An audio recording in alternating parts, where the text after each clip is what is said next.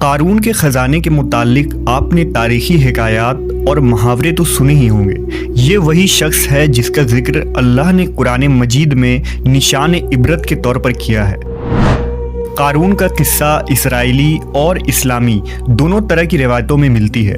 یہ بنی اسرائیل کا وہی امیر ترین شخص تھا جس کے خزانے کی کنجیاں 300 اونٹوں اور خچروں پر لادے جاتے تھے، اور ہر کنجی چمڑے کی ہوتی تھی جو ایک خزانے کی چابی تھی۔ تاریخ انسانی میں شاید قارون سے زیادہ دولت و ثروت کسی شخص کو عطا نہیں کی گئی۔ قارون حضرت موسیٰ علیہ السلام کے چچا یسور کا بیٹا تھا۔ وہ نہایت ہی حسین و خوبصورت آدمی تھا۔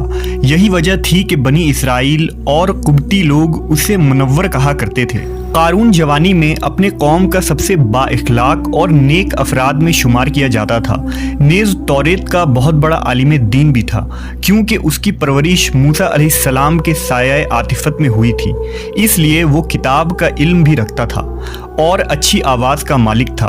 وہ توریت خوبصورت انداز میں تلاوت کیا کرتا تھا، یہی وجہ تھی کہ لوگ اس کا بہت ہی ادب و احترام کیا کرتے تھے۔ نجات ملی تو وہ ان کے ساتھ مصر کو چھوڑ کر سرزمین موعود کی طرف ہجرت کر گیا۔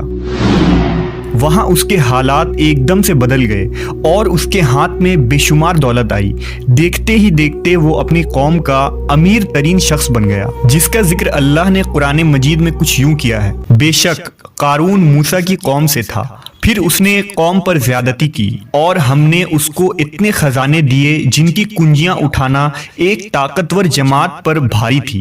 ایک جگہ فرمایا، جب اس سے اس کی قوم نے کہا اتراؤ نہیں، بے شک اللہ اترانے والوں کو پسند نہیں کرتا، اور جو مال تجھے اللہ نے دیا ہے اس کے ذریعے آخرت کا گھر طلب کر، اور دنیا سے اپنا حصہ نہ بھول، اور احسان کر جیسا اللہ نے تجھ پر احسان کیا، اور زمین میں فساد نہ کر، بے شک اللہ فسادیوں کو پسند نہیں کرتا۔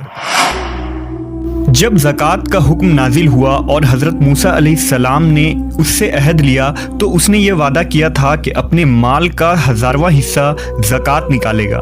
جب اس نے ایک گندی چال چلی، اس نے بنی اسرائیل میں سے ایک گروہ کو جو اس کی حمایتی تھے جمع کیا اور کہا، اے بنی اسرائیل، موسیٰ نے ہمیں بہت سارے امور کا حکم دیا جس پر تم لوگوں نے اس کی پیروی کی، اب وہ تم سے تمہارا مال بھی لینا چاہتا ہے۔ فلاں فاحشہ عورت کو لے کر آؤ تاکہ اسے کچھ پیسے دے کر موسیٰ کو بدکار ثابت کیا جا سکے۔ قارون نے اپنے قوم کے لوگوں کو جمع کیا اور حضرت موسیٰ علیہ السلام سے پوچھا کہ زنا کی کیا سزا ہے۔ موسیٰ سے کہا، حتیٰ کہ اگر یہ کام آپ نے ہی انجام دیا ہو تو بھی۔